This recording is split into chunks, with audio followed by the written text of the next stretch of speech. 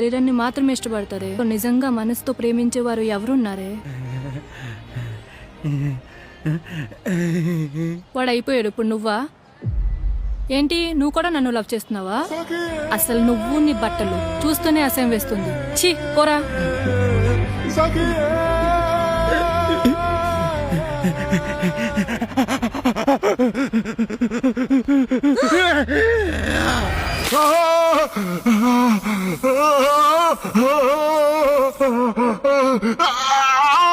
Miss అయిపోయావే.